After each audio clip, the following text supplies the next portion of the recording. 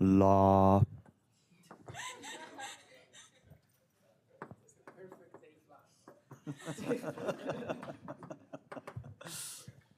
Glad someone has perfect pitch. It's not me.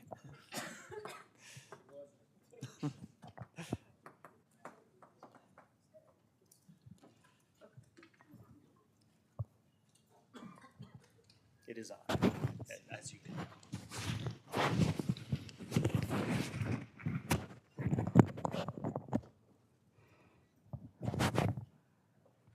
Okay, so let's start our last lecture on dark matter.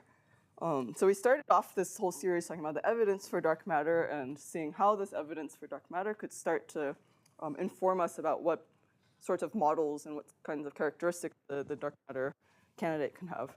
And then I went through, so then through that we saw we had this wide range of masses that were allowed by observation. For the dark matter mass. So it seems like it was a huge 90 orders of magnitude. That's a lot of parameter space. So then we went through for the second and third lectures talking about how do we create this dark matter? How do we produce it? And we saw that there are several different ways to produce dark matter, and depending on which path you take, this kind of picks out parts of this mass parameter space that are viable. Okay, so kind of then you can start to see, so maybe it's not a free-for-all in these 9 orders of magnitude. There is a way to fairly systematically start to explore this. And so this is sort of where we ended up, where we could start to break up mass range into these different categories. So depending on how we produce it, whether it's thermally produced, so via the thermal plasma in the early universe, it could live in this kind of keV to about 100 TeV mass range. I didn't talk so much about non-thermal production, but those are the mechanisms for like what we call ultralight dark matter or the ultra-heavy dark matter. If we kind of zoom in to the thermal one, we also saw that if we wanted to work through thermal freeze-out, if we wanted to produce a dark through thermal freeze-out, if we were in this GeV to TeV, we had the ingredients within the Standard Model, meaning like weak scale masses and weak scale mediators, produce the observed relic abundance. However, if we wanted to go to below GeV mass, we saw we needed to introduce new light mediators. And this introduced this whole idea of a hidden sector or a dark sector, where we have more than one species populating this dark world. So what I wanted to spend today talking about then was how do we start to look for this? So we've more or less set up this parameter space into interesting parameter regions and maybe have a few regions that are of higher priority than others. So how do we start to look for these? And as you can imagine, the technique to look for dark matter depends very, very much on which mass range you're looking at and the types of interactions that we have. So what we've learned is that there is a very diverse of candidates, and that requires a fairly diverse set of techniques and strategies to look for dark matter. So if any of you were involved or kind of tuned into the SNOMAS procedure, within the kind of dark matter cosmic frontier community, we came up with a slogan for how to look for dark matter, which was to delve deep, wide, and aim high. So, and that I'll get into a little bit what these things mean. So delve deep, search wide, and aim high. So Jesse gave this nice kind of intro talk related to P the first day, and in it he talked about this hedgehog versus fox, which I actually also don't really know what the story is there, but so maybe I shouldn't use this. But the delve deep was basically, you know one thing, and you know it very well. And so this delve deep strategy is really for, let's say, the WIMPs, where we have a very concrete idea of what we're looking for. We have the techniques and the strategy, which is these large noble liquid TPC tanks. And you just push that technology, and you push that sensitivity as far as you can go. Another example of this is for the axions, which I didn't talk about, and hopefully Ken Van Tilburg will talk a little bit more about. That's another one where it's a very concrete target, very concrete model. It's QCD axion as the dark matter. And there are techniques that in their search strategy. So this is sort of the delve deep idea. The search wide idea is that, okay, we have these kind of two very compelling, like the WIMP and the axion dark matter models. But there, as we see, there are other options. So how do we start to explore this? So the search wide the idea is to launch a lot of maybe smaller prototype type experiments to start to explore this space. And the idea with these prototype experiments is then hopefully one of them will get some interesting hint, and then we start to focus there. So it gives us some sense for where to look next. And then the high is, so we started off a lot of this conversation about looking at astrophysical probes of dark matter.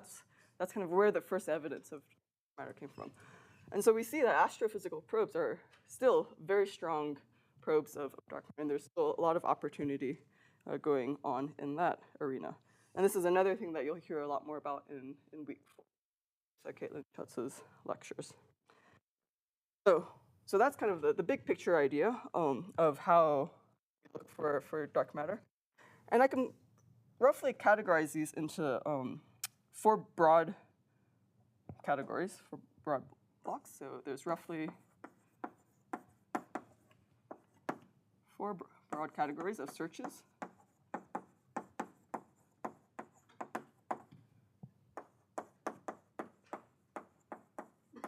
So this is another thing that people in our community like to say. You either make it, you break it, or you shake it. So the make it one is collider or accelerator searches. Right, here that you're trying to produce the dark matter, or you're trying to produce the hidden sector particles at a machine in a very controlled environment. Break it is what we think of like as indirect searches. So this is, we have some dark matter in the cosmos, and let's say it annihilates into standard model particles, and you look for it with, say, like Fermi or something like this, or you look for X-ray signals of it. So these are what are called indirect searches. And shake it are direct detection searches. So this idea is that you have some target material. So I'll actually spend a lot of time today talking about this category. And your dark matter comes in and it hits the material and makes it shake. And you look for that wiggle. And the last category, which didn't fit into this nice little make it, break it, shake it theme, are astro probes. So for this last category, like I said, there's a lot of opportunity, a lot of things to look forward to in the next few decades. So for example, there are a few very large CMB experiments that are either currently online or planning to come online quite soon. And we saw the CMB as a very powerful probe of dark matter. We have spectroscopic surveys. So these are things that we're looking at the matter power spectrum that we were relying heavily on in the first lecture to start to characterize dark matter. So there's something called Spec S5 that a lot of R&D is going towards right now. And like I said, Caitlin will cover these in week 4.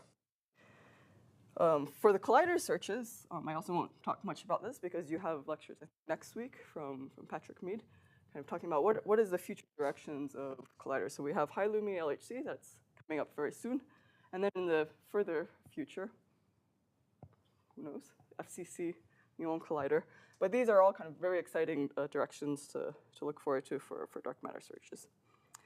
So for the direct searches, there is also a few different categories of this.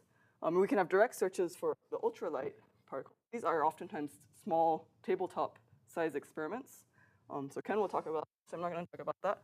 And instead, what I'm going to spend the rest of today on is looking for these thermal dark matter candidates using direct searches. So before I dive into the direct detection, I wanted to actually talk a little bit about the complementarity of these different strategies and why we take this multi-pronged approach to looking for dark matter. Why don't we just pick one of them and go all in on that direction? So these are very complementary strategies because they probe different aspects of the dark matter. different characteristics of the dark matter. So for example, if I wanted to compare the direct searches to the accelerator searches, this is accelerator. Right, so this, we have the make it, break it, shake it. This is the shake it one. So if I were to draw that, roughly, I have my dark matter coming in, hitting some standard model particle, shaking that standard model particle, but the dark matter keeps going off. And this probes momentum transfer scales that are quite small. Like this is really sensitive at low momentum transfer. And so processes like interactions that peak at low momentum transfer are very well suited for direct searches. Accelerator searches, on the other hand, are rather than having a chi and an f in the initial state, I start with standard model stuff, and I'm producing the dark matter, right? This is the make it. There are other options here, but basically the idea is you start with standard model stuff and you go to dark matter. And what kind of scales can we probe here? Well, in accelerator collider searches, the momentum transfer scales that you're sensitive to are roughly the scales of whatever the new physics is. So I would say this is good for, let's say we're thinking about dark sectors. So if we have a mediator that's much lighter than the momentum, than the mass scale of the dark matter, this is where direct detection searches really shine. Whereas in this case, if the mediator is roughly on order, the dark matter, roughly the order of the energies of these accelerators, this is where this type of search really shines. Okay, what other things that we look at? So we can think about the interaction cross-section.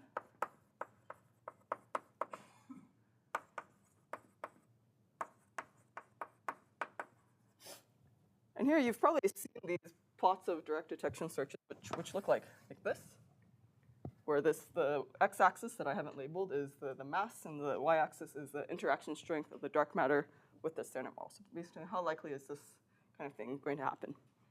What you often don't see in these plots is that they don't go up forever in interaction strength. They don't just go to arbitrarily high interaction strength. So if you think about where are these direct detection experiments typically located? Yeah. On Earth, and so you get attenuation from the atmosphere if the cross-section is too high. Yeah, exactly. So these experiments are on Earth. Oftentimes they're deep underground on Earth. So if the interaction cross-section is too high, we have the whole atmosphere, and we have the Earth for the dark matter to also scatter off of. So if the cross-section is high, it's going to scatter off of that stuff and never reach it to your detector.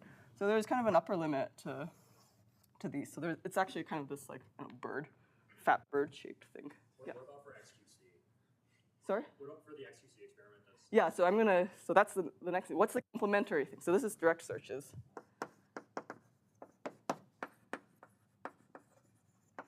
So how would we get up here? So one idea is to launch something up into space. But the other thing is to look for these indirect searches. For example, scattering in the CMB, and the imprints of that on the CMB. So there's been a lot of work on that. Okay. And in fact, there's now I think no gap between these two. They nicely overlap. Sorry, what's the x-axis? It's sort of a what you can think of it as the mass. Yeah. These are all cartoons. I will draw also, but slightly more detailed cartoon later. And then what else do we have? So one of the requirements we had for dark matter was that it was stable with a little asterisk, which is that it had to be stable on kind of the lifetime of the universe. So if we want to look for dark matter at direct detection, the dark matter has to still be around, right? So this is really like we need to be in the stable regime.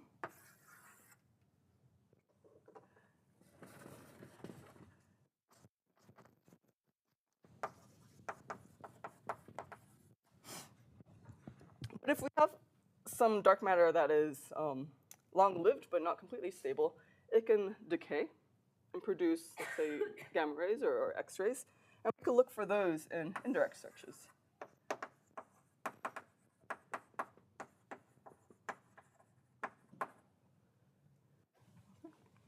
So hopefully you're starting to get a sense for if we only picked one strategy to look for dark matter, we wouldn't be able to cover actually a lot of the parameter space. We would be kind of, let's say we're focused on direct searches. Then, okay, we can do really well in this regime, but what if our dark matter actually interacts quite strongly with the standard model? We wouldn't see any of those guys. Or if the dark matter was not completely stable, likewise, we wouldn't see them in direct searches. Yeah. Yes. So stable is down here, and more unstable up here. So not sure which direction the arrow should. I guess the arrow should go the other way, right?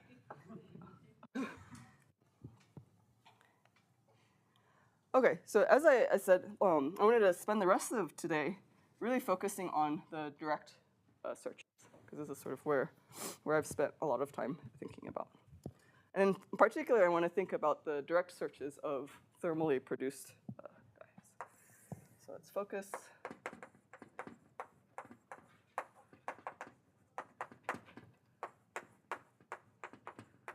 Of thermally produced. Yeah, question?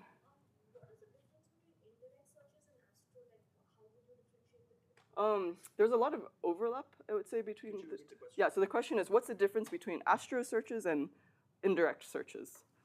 I would say there's some overlap between the two, but one example of an astro search is this effect of the matter power spectrum, where you look for objects of different sizes with like spectroscopic surveys, so that, or like CMB.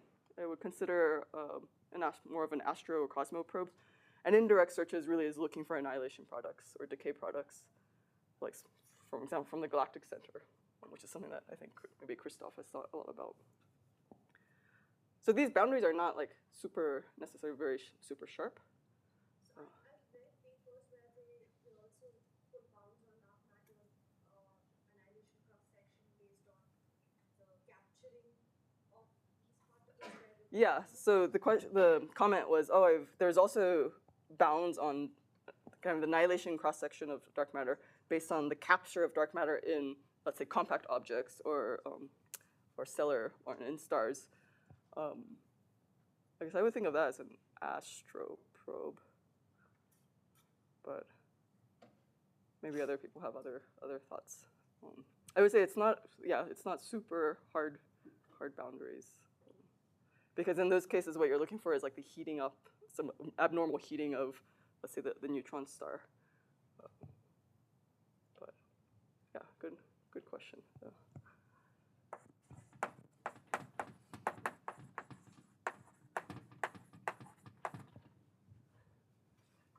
Okay. So I said there's this nice complementarity between these different types of searches. So what are the advantages of direct searches? Why do we like direct searches? Or why do I like direct searches? I like them because they're directly probing the galactic dark matter, right? The idea with the direct searches is that you have some dark matter that's around, sitting in our galactic halo, and it's interacting with our detector. So you're really studying the galactic dark matter. It's directly probing.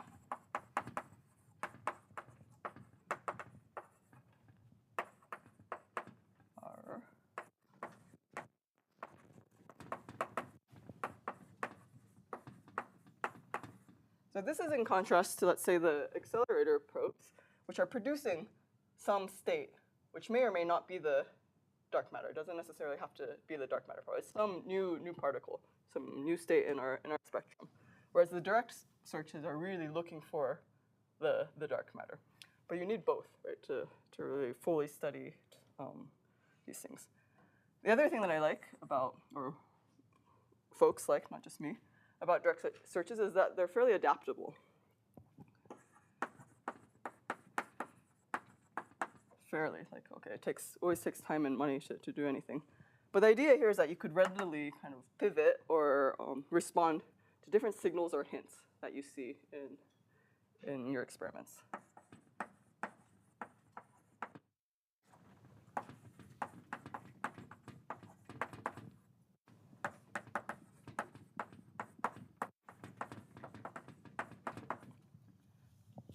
let's say they're also fairly model independent. You're looking for something that hits your target and makes the target move in some way.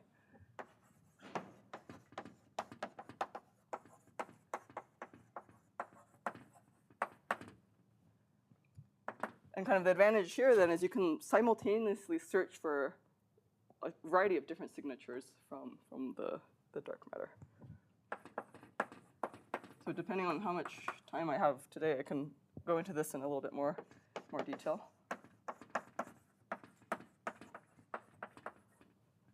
Can search simultaneously.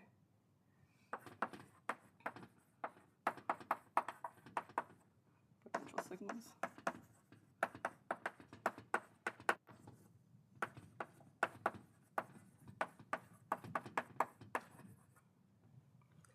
And the last one is that it's a fairly controlled environment,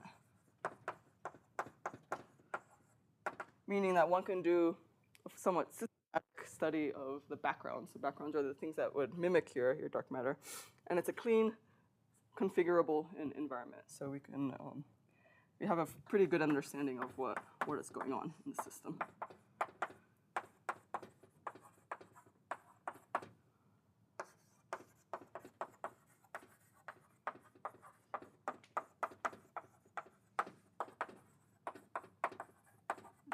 Configurable environment. Okay.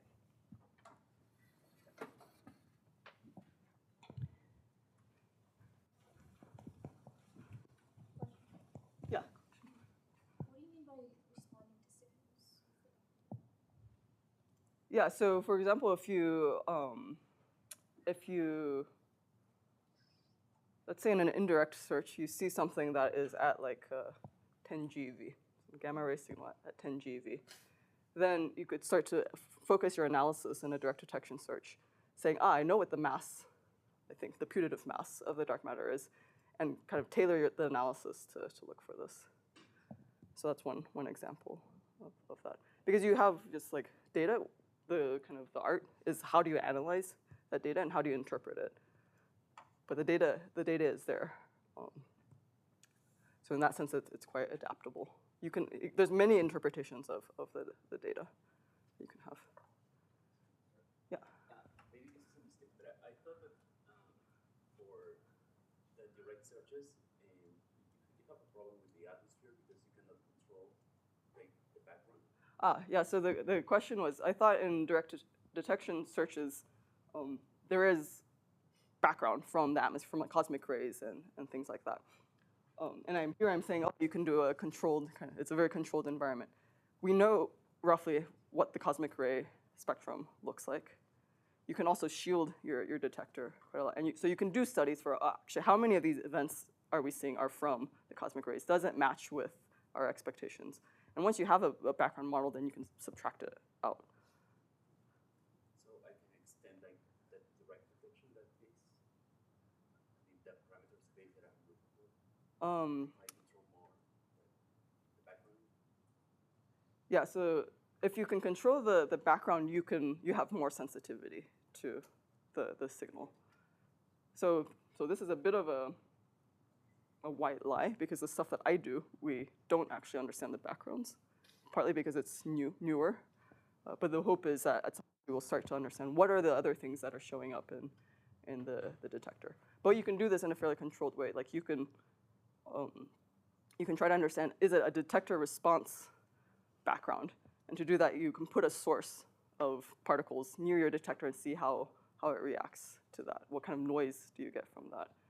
You can change the amount of shielding around your detector, which will change the amount of, let's say, cosmic ray muons that are coming in, and seeing does it scale as you would expect with the thickness of the shielding. Does that answer your question? Okay. Yeah, of course. Accelerators are also very clean environments because you know what you're putting in to them, so on and so forth. Okay, so let me draw my blob again. So direct detection, like I said, you have some, and I'm going to relabel this as T for target. So you have some dark matter that's coming from your galactic halo that's zipping around all of us. We have some local dark matter density of 0.4 GeV per centimeter cubed. And the hope with these direct searches is that every once in a while, this dark matter is going to interact with your detector, which I'm going to call T, and it'll scatter off of it and do something to the detector. So let me start to label some things. So I'm going to call the initial momentum of the dark matter P, and the initial momentum of the target K. And the dark matter after this interaction is going to have a momentum P prime, and the target is going to have some momentum K prime. But we need to have some conservation of momentum, so I can also write this as K plus P minus P prime. Okay. So let me draw another curve here. So this is the mass of the dark matter. So the sigma dark matter standard model. So the interaction cross section of this.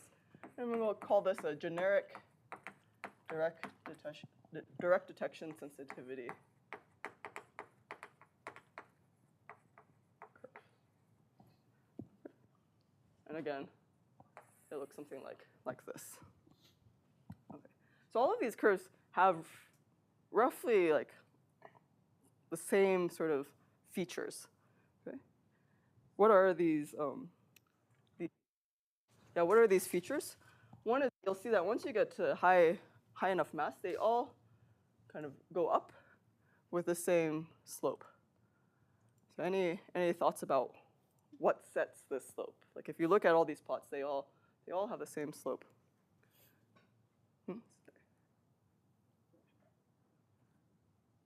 So okay, maybe to help us think about things, let me write the rate of interactions.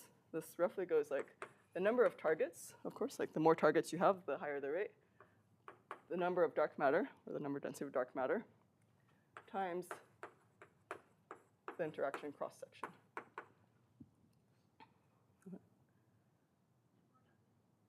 Sorry? Yeah, so the reason why all of these curves go up the same way is that at some point, when the mass of the dark matter gets large, the mass density of dark matter is fixed, right? 0.4 GeV per centimeter cubed. So if you increase the mass of the dark matter, the number density goes down. And so in fact, this line scales like the number density of dark matter, which is rho, sorry, I'm changing my notation here. Rho chi over m chi. Right, so that's that line there. You'll also notice that all these curves will shoot up at some point. And there's some minimum mass that they can hit. What is this set by? This is set by kinematics, right? Because here we need to give the target enough energy or momentum transfer to get a signal that you can actually detect. So this is related to the minimum energy your detector can observe over the maximum velocity that dark matter can be having, which is the escape velocity here. Okay. So the goal of direct searches is to explore this kind of parameter space of the dark matter interactions versus mass as thoroughly as possible. Right, so the goal, actually write it here.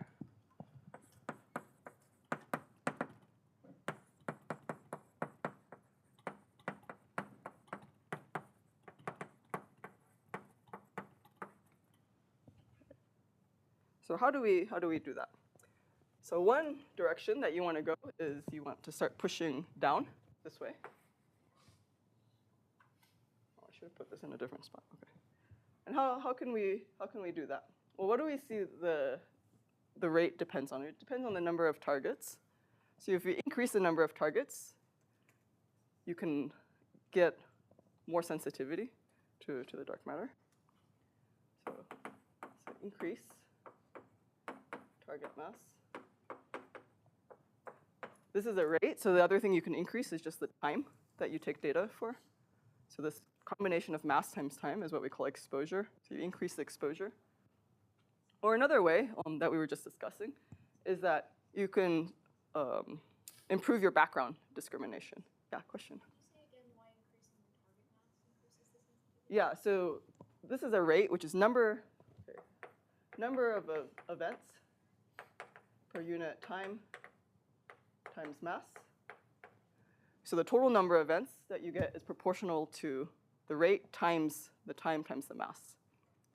This thing is proportional to the cross-section.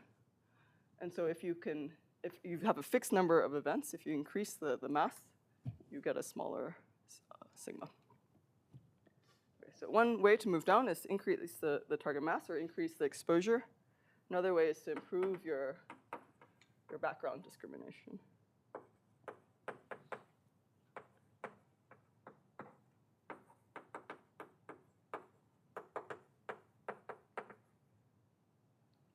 What if I wanted to go, since I'm interested in light dark matter, if I wanted to go this direction on the plane, so to lighter masses. So what did I say set this line? Was the minimum amount of energy that you could detect. So to move in this direction, you could either decrease the threshold of your detector.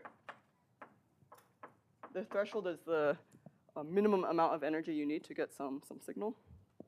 Or you could increase the energy transfer by looking at different types of processes.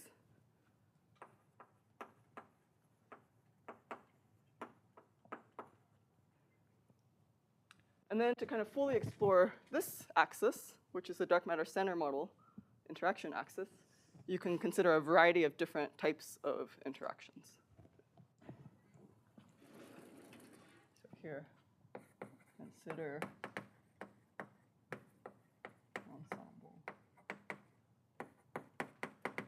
interactions.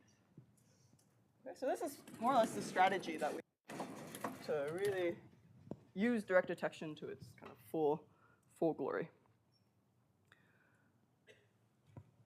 So what types of, let's look at this ensemble of interactions. So what types of interactions have folks looked at?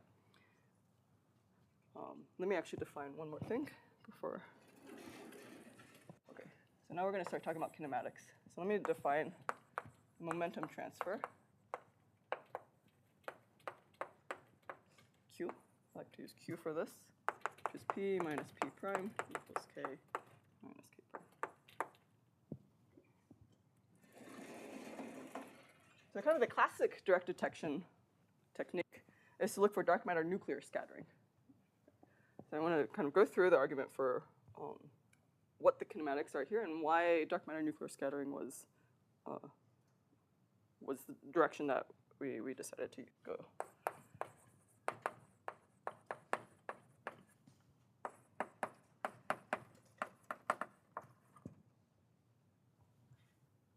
So actually one,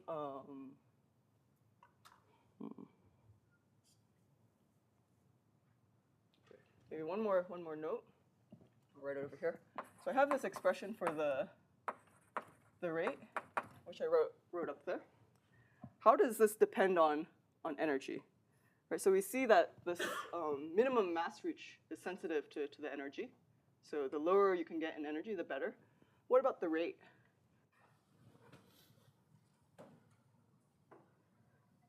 The rate also depends on the energy, and in fact, this is proportional to the interaction cross-section. So of course, the larger the cross-section, the more events you can observe. But it goes exponentially with the rate, with the energy. Okay, and this guy is some kinematic factor.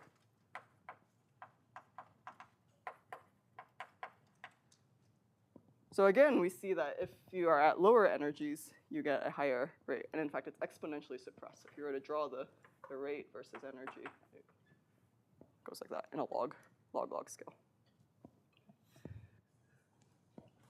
So we see that this energy transfer, this E that's showing up, is an important quantity to measure or to understand. So let's think about dark matter nuclear scattering. Yeah, question.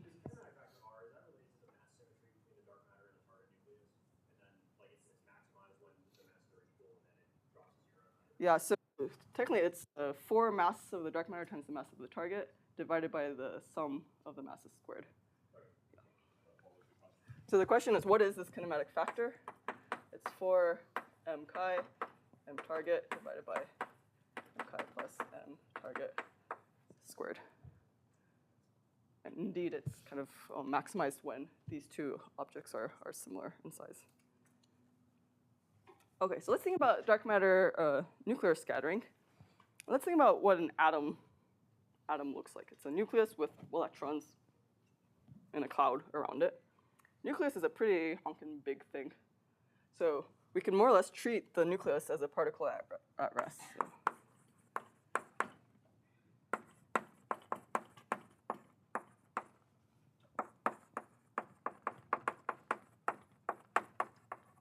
So what does that then allow me to say about its momentum, k? What can I do to k? It's at rest. Is 0. Yeah, so if the particle is at rest, I can simplify my life a little bit and set k equals to 0. And now let me look at the energies. So the initial energy of the system is going to be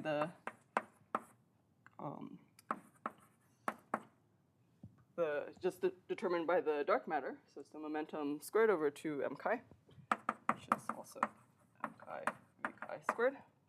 So this is the initial.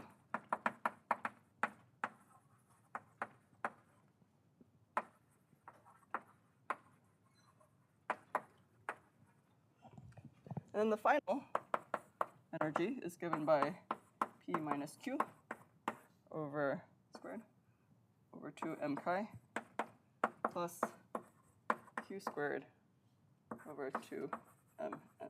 Right, so this is the recoil energy of the nucleus. What does energy conservation give me?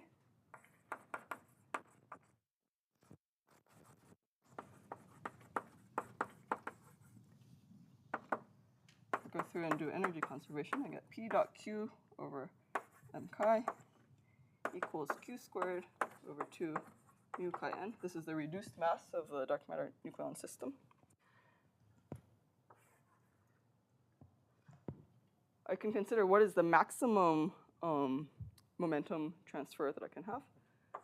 Q max. This gives me 2 mu chi n times P over m chi. Right, this is saying that the cosine theta that you get from the dot product is 1. So that gives me this quantity. And what is P over m chi? Right, P is the momentum of the dark matter, so P over m chi is the velocity of the dark matter.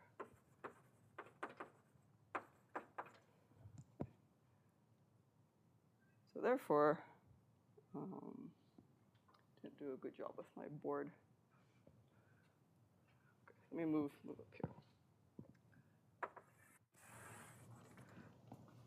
So therefore, the maximum energy, now I put an R for recoil energy, is given by Q max squared over 2 mn,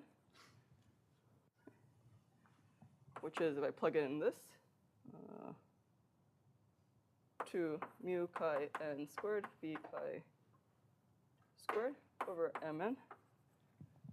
And this goes roughly like an EV times m chi over 100 MeV squared times 20 GeV over n. Okay, so this is the maximum amount of recoil energy that I have available to detect. Should have written that over here.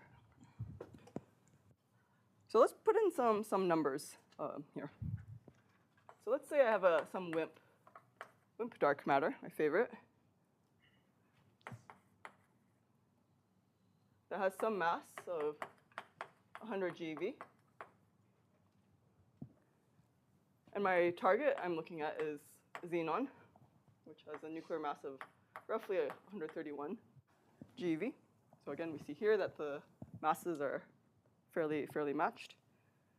Then this recoil energy that I have is about 150 keV. So this is the amount of energy, kind of the maximum amount of energy available to detect. what I've been thinking about is sub-GeV dark matter. So let's see what happens if we look at a sub-GeV candidate. Let's call it light dark matter. So let's say my dark matter now, rather than being 100 GeV, is 100 MeV. But I want to use the same target.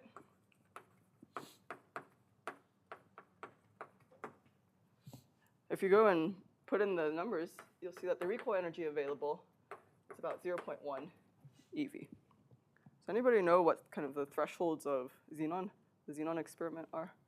Yeah, in the back. Yeah, about 1 keV. So what does that tell us? It tells us that for the xenon, let's say xenon 1 ton, if we're looking at nuclear scattering, it's really good for the WIMP, because the WIMP can give you keV plus, in fact 100 keV of energy to detect. Gives you a nice strong signal. But if I was interested in light dark matter, a priori, if I'm looking at this dark matter nuclear scattering for this 100 GeV candidate, I have 0.1 eV. Threshold is about a keV. So I'm 4 orders of magnitude too small. So we could be surrounded by 100 MeV dark matter, and if all we had was xenon 1 ton, and we were only looking for nuclear scattering, we wouldn't see it. Yeah, question. So the threshold, yeah, so the question, what do I mean by the threshold? So the threshold is this minimum energy that the detector needs to get a signal out of it. Okay, so this 0.1 eV is well below the threshold, energy threshold.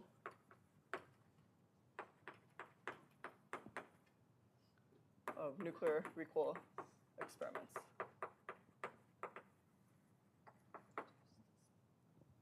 Okay. Let's say I'm like really attached to this idea of sub-GeV. Yeah, question? Do you just assume that full scattering isn't going to? So the question is, are we assuming just a single scattering rather than multiple scattering? And indeed, for these cases, it's typically a single scattering. There is actually a really cool analysis that some people did for xenon, looking at multiple scattering for the ultra heavy guys.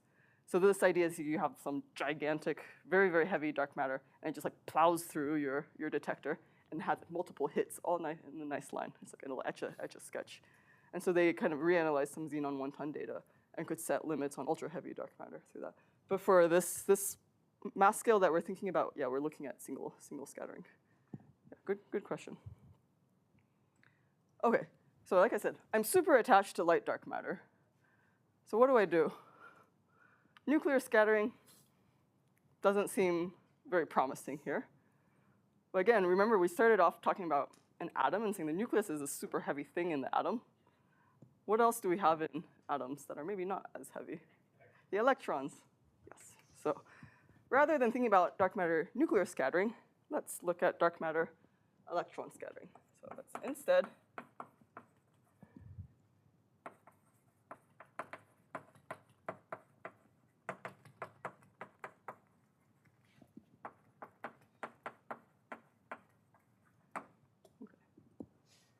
So how did we start this kind of kinematic argument for nuclear scattering? Is we said, let's treat the nucleus as a particle at rest, because it's a big thing. And so I could set k equals to 0. What changes with dark matter electron scattering is, well, I can't do that. Why? Because the electron is moving around in the atom. Okay. So here, cannot take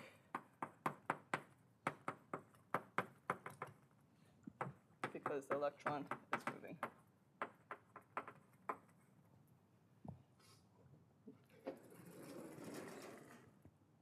So I need to keep k involved.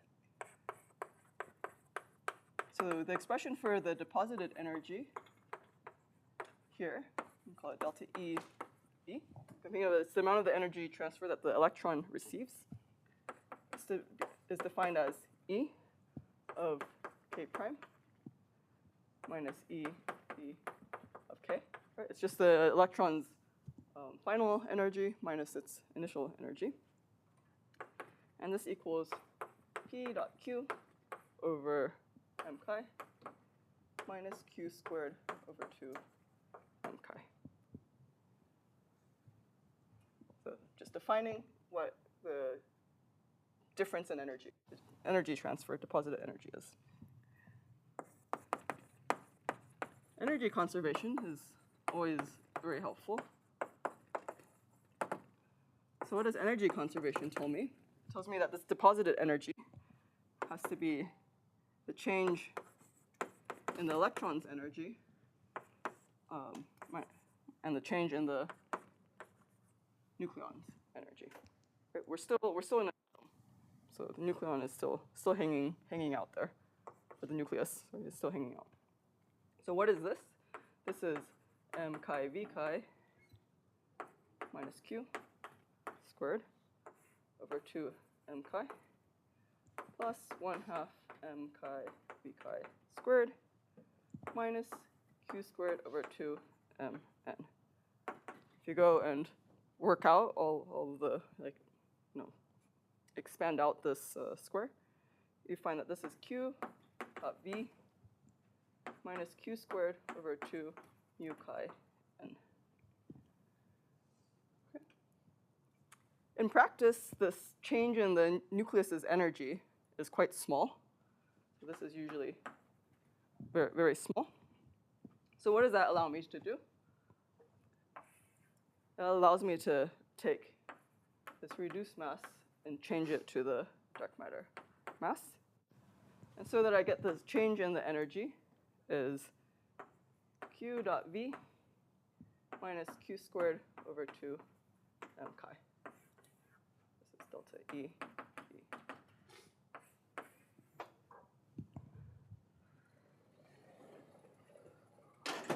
So what do we see about this expression? We see that it depends on the momentum transfer. In a system where we have an electron that's moving, we can actually have an arbitrarily sized momentum. All momentum transfers are allowed.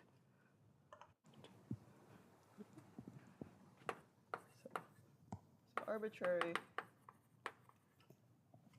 put a star here because we need it.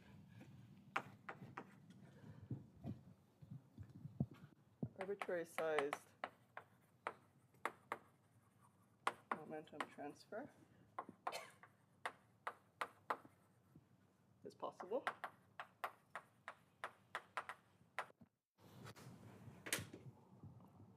So I can calculate what is the maximum energy transfer by maximizing over Q.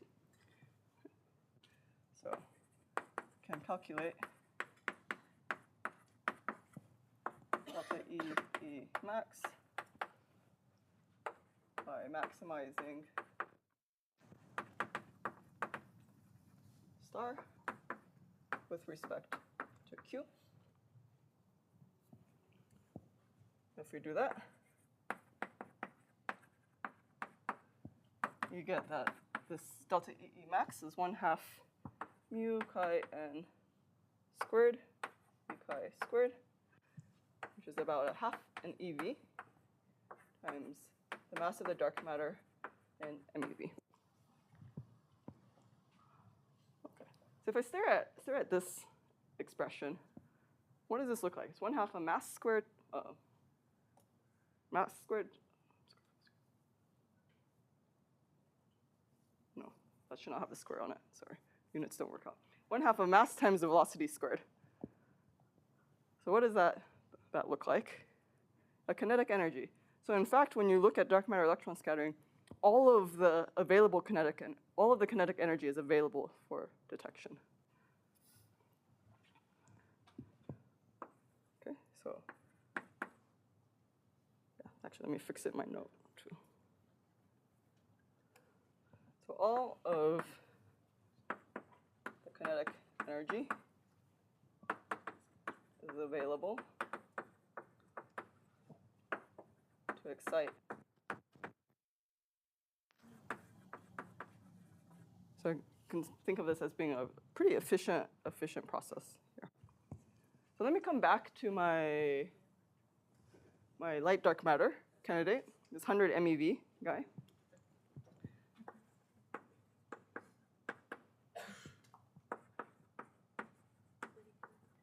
If I go and plug that into here, I get that this EE max is about 50 eV. Okay, it's not a huge number, but it's a lot bigger than 0.1 eV. Okay, so this is a start. Okay, we're making some progress here. Yeah, question? The idea is to, so your dark matter is going to hit the target, Mhm. and you're going to expel the electron from the target, or you're going to excite it, wait for it to decay, and detect the photon? So it depends. So the question is, what exactly is happening to the electron once it gets this energy transfer? And the answer is it depends on the system that you're looking in. So yeah, typically, because we're talking about like, so if we're talking about like a noble liquid, like xenon or something like this, we're thinking about the ionization of, let's say, the outermost electron. If instead you hit one of the inner electrons, you could excite that electron, and then it could decay, or it could fall back down to a lower energy state, and then emit a photon. The other option, which is what Sensei does, is a semiconductor. So you excite the electron up in from the valence band to the conduction band, and then you look for the electron there. Okay. Yeah, good question. Yeah, another question. Do we expect to have like an energy spectrum in the signal, or because, for example, in the nuclear scattering, we are assuming that it's at rest, right? So I would expect to have like some fixed energy in my signal, or Yeah, so the question is, do we expect some kind of energy spectrum? Actually, for the nuclear scattering, there's also an energy spectrum. It kind of falls as this exponential exponent. So what you measure for a given dark matter, because the velocity of the dark matter, we don't know exactly what the velocity is, right? There's some distribution of the velocity from the halo model, which actually I'll write the expression in a little bit. So there's still an energy spectrum in the nuclear case, even though the nucleus is fixed, because the dark matter energy varies. it's going to be different on this nuclear scattering electron. Yeah, so the question is, will then this energy spectrum look different in the nuclear case and the electron case? And the answer is more or less yes. They both fall off exponentially, but kind of the steepness of that fall will be different. It's also a model-dependent statement, depending on how your dark matter interacts with the target will also change the slope. So by measuring, so okay, maybe a little aside, if you can measure the energy spectrum, then you can start to narrow down what is the dark matter interaction for it. There's degeneracy, right, between the mass and the scattering. But yeah, it's really important information to get is the energy spectrum. Yeah, another question. Do you get similar kinematics by scattering off phonons? Yeah, great question. So can you get similar kinematics from scattering off phonons? So this is a whole other area of research. I'm not going to talk about it at all. I would say if you're interested in phonons, there's some people in this room who are thinking about dark matter phonon interactions. And then Tongyan, I believe, is coming in week 3. And she's like the world expert on dark matter phonon. So yeah, maybe just to jump ahead a bit. What the phonons allow you to do is to go to even lighter masses in the electron case. But I'm going to stick with this kind of keV to GeV mass range. Okay, so we saw that we can excite, order of 10 eV, 50 eV of energy. What does that mean? Should I get excited about this? Because I said, oh, it's bigger than 0.1 eV, but okay, maybe this is still too little. So another question we can ask then is, what are some typical values for this momentum transfer, right? We said an arbitrary sized momentum transfer is possible, but what's a typical value of this? And once we get that, then we can ask, what is the typical value of the energy transfer? And then we can start to get a sense for how likely are you to get a detectable signal.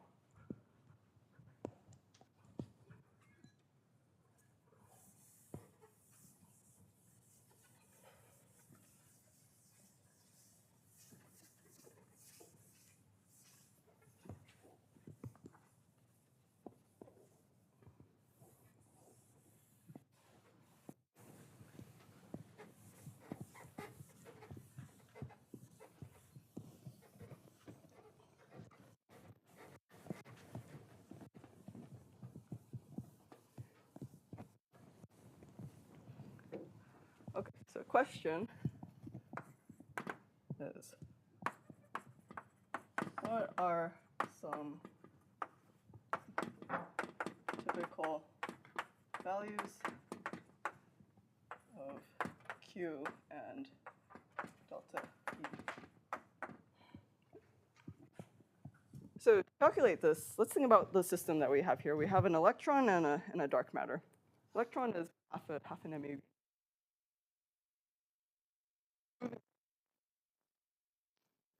You guys know roughly.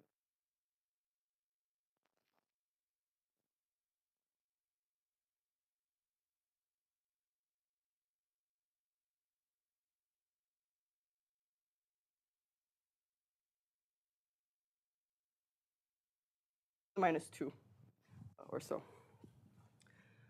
So here, the electron is both, I don't think about C usually, so yeah, it goes like alpha with C equals to 1. The electron is both the lightest and the fastest particle.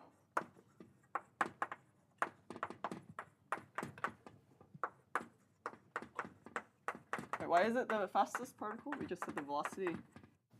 With the velocity of the electron, it actually goes like Z effective alpha, right, which is about 10 to the minus 2. What's the velocity of the dark matter? Do you guys remember? Yeah, so a couple hundred kilometers per second, which is 10 to the minus 3. So here we see that the electron is moving an order of magnitude faster. Okay. So what is this telling us then is that it's really this that's setting the momentum transfer. It's not the dark matter velocity, but the electron velocity. So then we can calculate what the typical Q is, which would go roughly like the reduced mass of the electron dark matter system times the relative velocity between the two guys. Just said the electron was the lightest and fastest particle here. So this goes roughly like MeVe, which goes roughly like Z effective alpha Me. And let's use, I don't know, about hydrogen for now, so I can set Z to 1. So alpha Me. What is alpha Me? If I converted it to,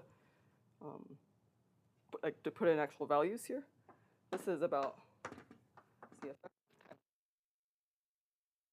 Okay, so we're talking about keV scale momentum transfer. Okay, so we still have star up there. Okay. So if I'm really far away from the threshold, so kind of the minimum energy that's required, if I look at this expression here, then the first term of this guy, the Q dot V part, dominates over this one. So then I can start to relate my momentum to the energy transfer. Okay. So away from threshold. Actually, I just realized it might be hard to read. It's too small. A little small. Okay. When I was over there, I realized I couldn't actually read what I wrote right here.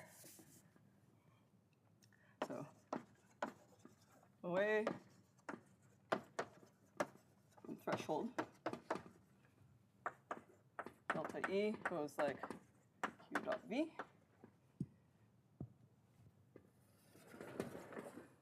So we have Q here, then Q, not Q, delta E over V, which equals delta E over 4Z effective EV times Q typical, which tells me that delta E typical is about an EV in energy. Okay, so we talked about earlier for the dark matter nuclear scattering experiments, like let's say xenon, the energy thresholds were about keV. This is a lot smaller than a keV. Not great. But is there any kind of system that we can think about where the energy transfers are around an EV? Let's say if I just think about even xenon, let me keep with the same same material.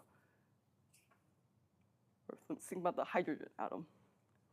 Is there some kind of process that's maybe 13.6 eV in energy?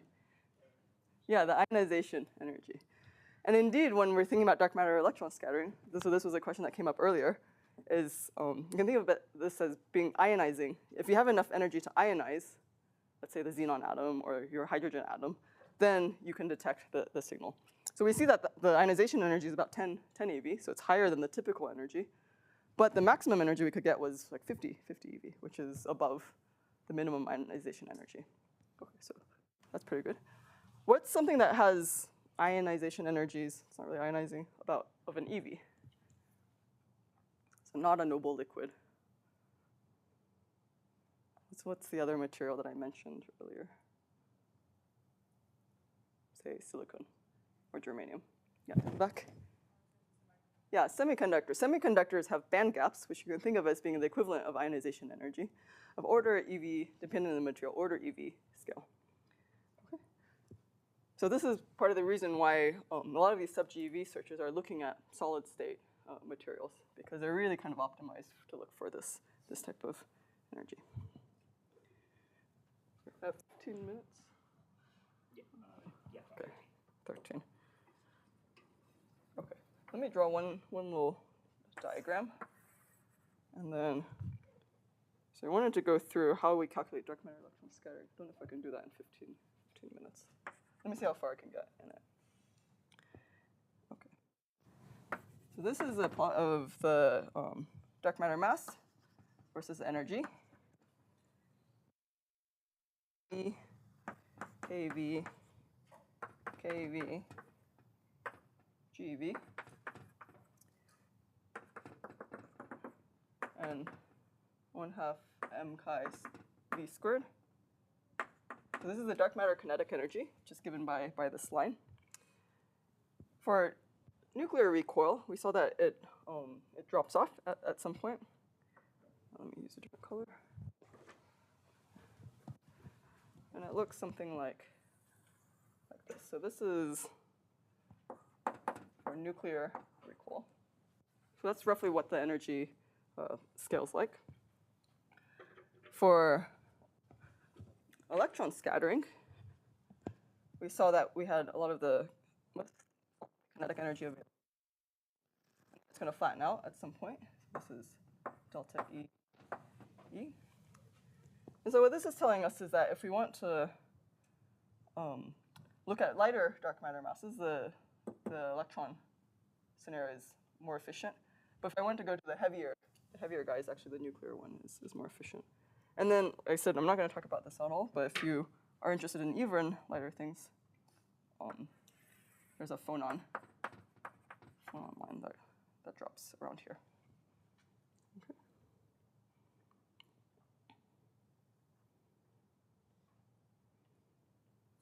Okay, let me try to do dark matter electron scattering in 10 minutes. You guys ready?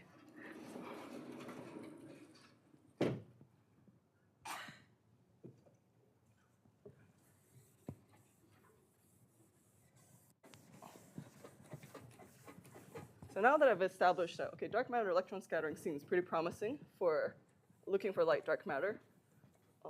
Semiconductor targets seem like a good material to use. How do we go about calculating the rate? Which is, how do we go about figuring out how many events do we expect to see in our detector? Okay. So if I wanted to look at, I should have erased this. Let me draw this again.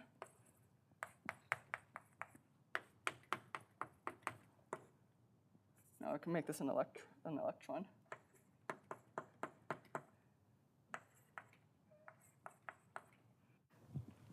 So let me first start off with the case of a free electron. This will make my life a little easier. So let's look at sigma v free. This is given by 1/4 e chi prime. So the final energies of the two particles. I need to integrate over all possible momenta transfer because this is not fixed. Integrate over all possible final momentum for the, which particle is that? The electron.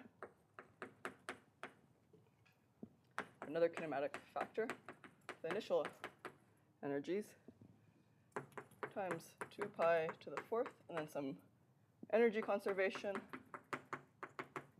and momentum conservation. So k plus q minus k prime. And then I need to put in what the interaction is, which is given by the matrix element, which depends on the momentum transfer.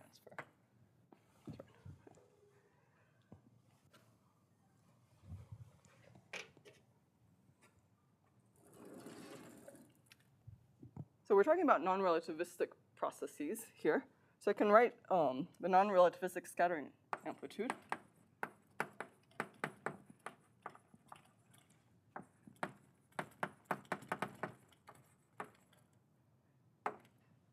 Which gives me chi p prime, e of k prime, the interaction Hamiltonian, chi of p, e of k. And this equals some constant, proportionality constant, times m free q times my momentum conservation delta function. K plus q minus k prime. Okay. So this is for a free electron. Yeah, question? No. But we've been talking about where are the electrons that we're scattering off of? They're inside atoms. So they're bound quantities. So how does this argument change for bound atoms? Well, it changes because now rather than just having the free electron wave function, we need to consider what the bound state wave function of the electron is. So rather than looking at the energies in terms of the momentum, k, let me say I have, and my final electron, I'm going to label by a 2. My interaction Hamiltonian, my dark matter, and my initial electron labeled by a 1. So it's in state 1 and it's going to state 2. I need to put in the wave function of the electron, which is, so the square root of v, this is a volume factor, which we usually don't see in QFT. But let's just be careful and keep it there. For space factor, d cubed k over 2 pi cubed. I'm going to write things in momentum space. So psi 2 star of k prime. And this is the wave function of the electron, the final state electron, times chi p prime e k prime times h interaction. And this is times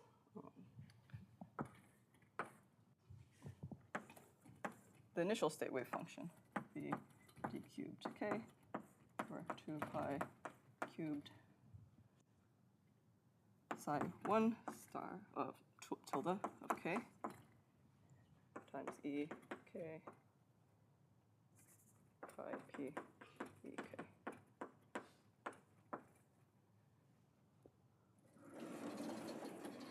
Okay. So what's changed? Rather than putting ek and ek prime, I have to put e2 and e1, and I integrate over all possible momentum k prime. Okay.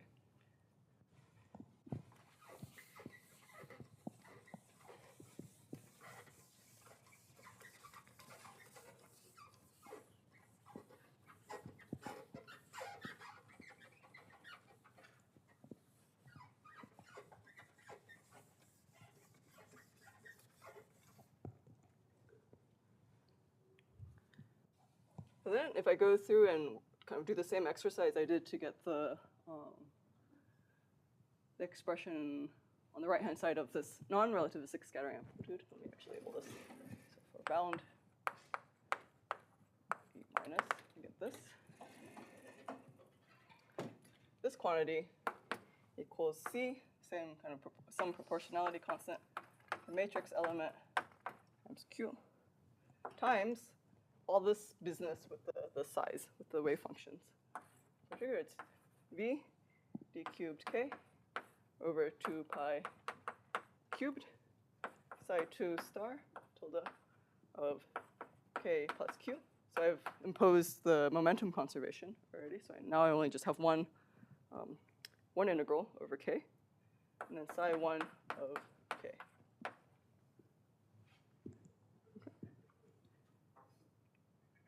So what we see if we want to compare this expression to the free scattering expression is that the bound state amplitude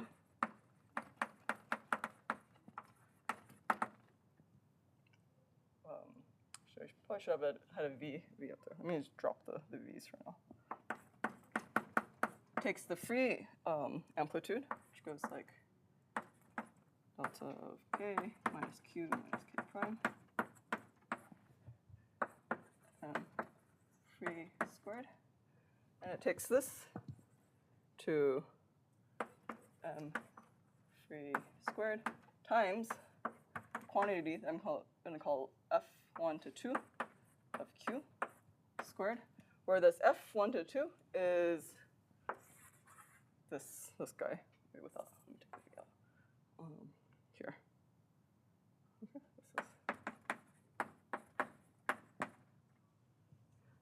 So what is this quantity? Exactly? So I have my initial wave function for the electron when it was in state 1 with some momentum k.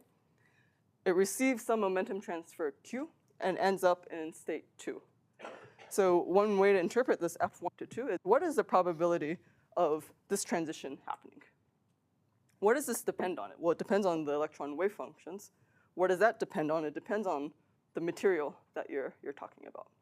Okay, so an exercise actually that you can do is to calculate what is this quantity for a particle in a box, right? A three-dimensional box.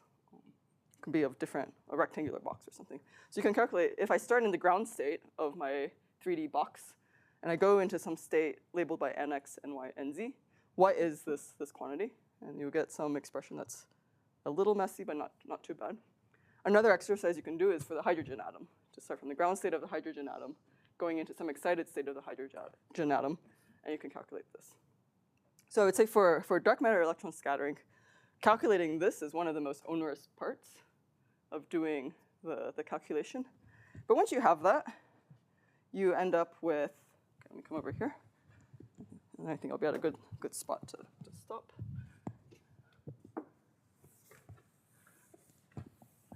It gets especially onerous because I was interested in silicon, which is a solid state material, and calculating the bound state wave functions is a whole industry in itself. So.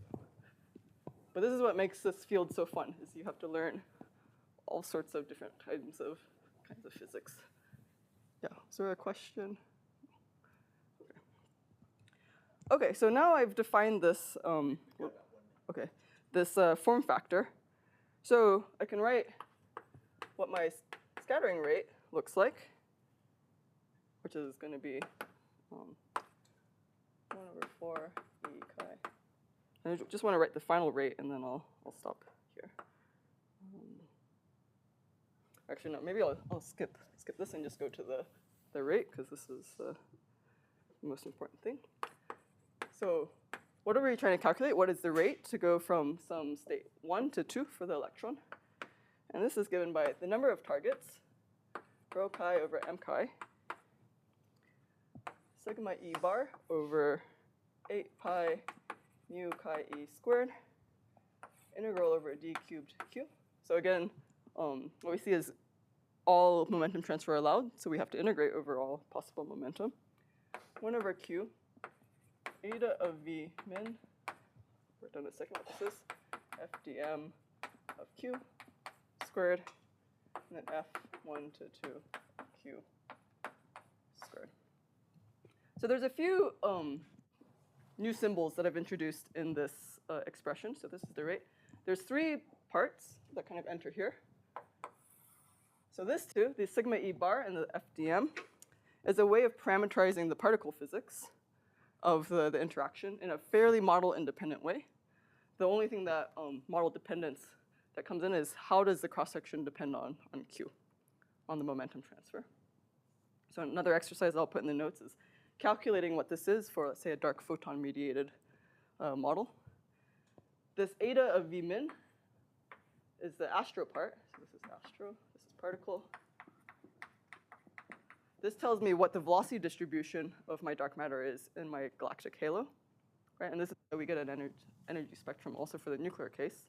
This is not fixed. And then this piece, like I said, depends on what kind of material we're scattering in. So just as a last thing, let's look at some numbers. So what does this rate go like? It goes roughly like the number of targets, the number of density of my dark matter, some typical scattering cross-section, and V naught. If you put in, for a benchmark model, let's say a dark photon-mediated model, you can put in specific numbers here. And let me put silicon as my target. There are about 10 to the 26 targets per kilogram. And take my 100 MeV dark matter. I would get about 50 to 100 events per kilogram per day, which is not bad. Okay. So this has been sort of this has been the driving force behind experiments like Sensei.